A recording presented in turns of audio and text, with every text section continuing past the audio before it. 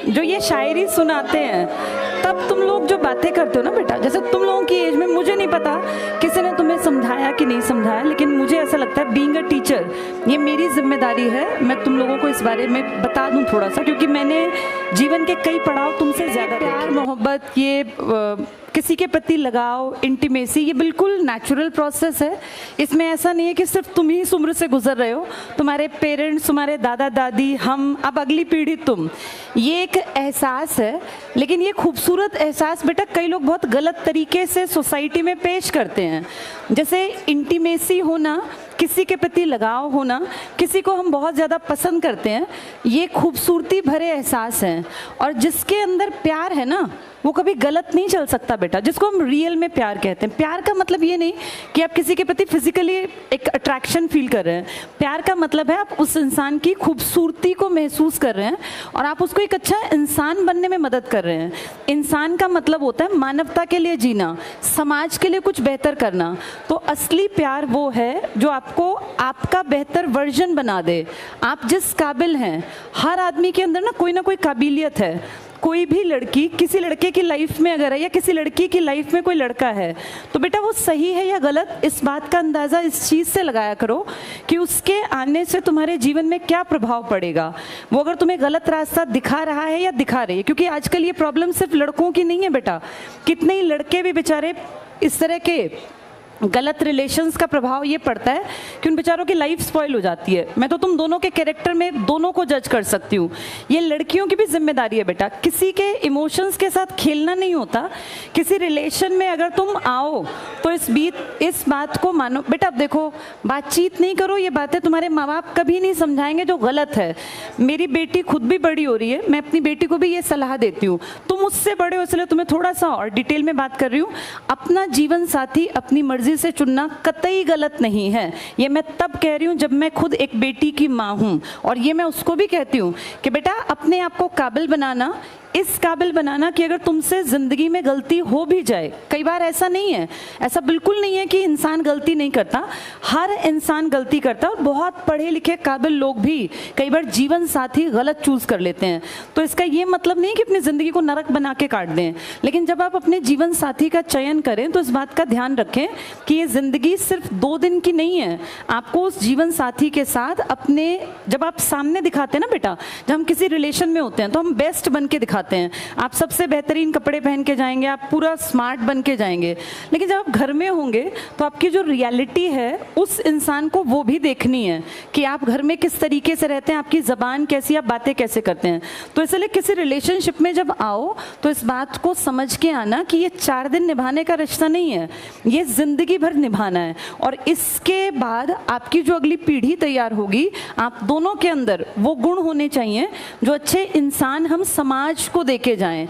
ये 4 दिन में किसी की शक्ल देख के कोई अच्छा लगना, या महज किसी के पास बाइक है या गाड़ी है इसलिए कोई अच्छा लगना, ये लड़के लड़की दोनों के लिए कह रही हूँ, ये ठीक नहीं है बेटा। ठीक ये है कि मैं खुद काबिल बनूं, ये सब लड़कियों के लिए लड़कों के लिए भी है। अपने आप को काबिल बनाओ। एक काबिल जीवन साथी अगर नहीं है, कोई काबिल कोई पैदा तो नहीं होता, सब बनते हैं। जब मैं और परिमल सर रिलेशंस में थे, अफेयर में थे, तो ऐसा नहीं है कि हम लोग सिर्फ ये फिल्मी बातें करते थे, हम दोनों साथ रह के पढ़ते थे। मैं मैथ्स में महाबुद्धू थी, मुझे मैथ्स कभी समझ नहीं आया। ये कहीं ना कहीं मेरा एक बचपन में एक डर बैठ गया था मैथ्स के टीचर का, जबकि मैं बाकी सब सब्जेक्ट्स में बहुत परफेक्ट थी। मेरे साइंस में 100 में से 95 नंबर थे। तब CBSE में 25 नंबर का इंटरनल पेपर होता था और 75 नंबर का बाहर का। मैं आपको ये बताना चाह रही हूँ कि जो कमज़ोरी थी ना, मैंने अपने, जब मेरा और सर का अफेयर था तो उस कमज़ोरी को बेहतरी बनाया। मेरे DSSB में 20 में से 20 नंबर का मैथ्स आता था, अभी भी 20 का ही आता है वहाँ, मेरे 12 नंबर आ गए थे, 12 या 14 के आसपास। मतलब जो लड़की 0 थी मैथ्स में, और मैं कभी मैथ्स करके ही नहीं आती थी, मुझे लगता था इसमें मुझे कुछ नहीं आना, उसमें मैंने अपने अफेयर के दौरान इतनी इम्प्रूवमेंट की कि मैं उस 0 से और 20 में से 12 या 14 तक पहुँच गई। ये बता रही हूँ आपको कि आप जिस रिलेशन में है ना, वो आपके बेस्ट को बाहर निकाले तो आप सही इंसान के साथ हैं। और अगर आप किसी भी लड़की के साथ हैं या किसी लड़के के साथ हैं जो आपको पढ़ाई से हटा रहा है, तो ये रिलेशन आपके फ़ायदे का नहीं है बेटा। कभी भी दो लोग जब एक रिश्ता उनके बीच में है तो उस रिश्ते में दोनों की बराबरी होनी चाहिए और वो दोनों का बेस्ट बाहर निकाले। ये लड़कों के लिए भी है बेटा। कई बार मैं देखती हूँ इस तरह के केसेस बहुत नॉर्मल है जिसमें लड़कियां जो हैं लड़कों का गलत तरीके से इस्तेमाल करती हैं, गिफ्ट्स लेती हैं, पैसे ले लेती हैं। मैं सिर्फ लड़कियों की बदनामी नहीं कर रही हूँ, लेकिन ऐसा भी है। ये तुम्हें भी देखना पड़ेगा कि हम जिस लड़की के साथ, और बेटा ये ना टाइम पास की चीज़ें नहीं होती, ज़िंदगी बार बार नहीं मिलती।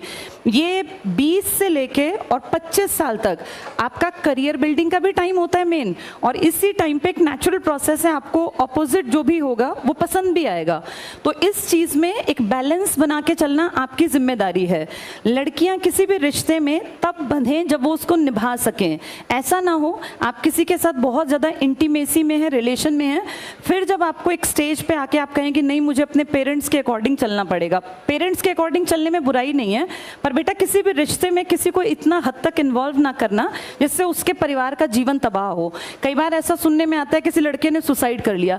किसी लड़की के लिए मरने की किसी को जरूरत नहीं है, ना ही किसी, लड़कियां वैसे मरती भी नहीं है, लड़के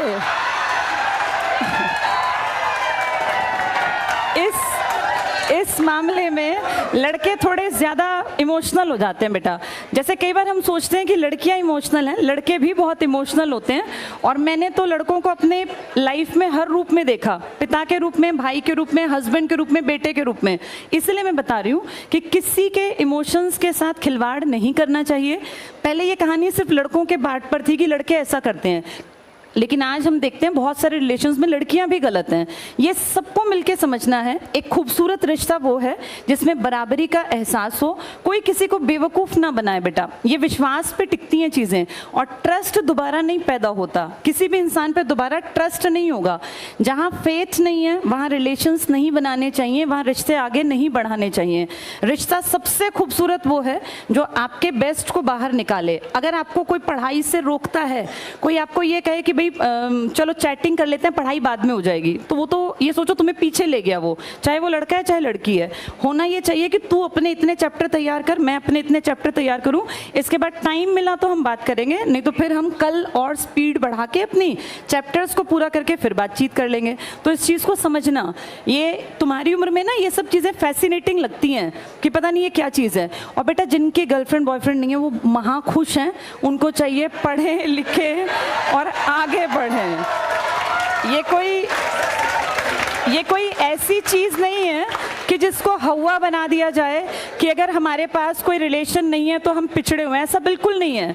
और ईश्वर ने ना आपके लिए जिसको चुना है वो आपको अपने आप मिल जाना है। बस आप अपने लक्ष्य पे फोकस रखो कि पढ़ना है, लिखना है, काबिल बनना है। All the best.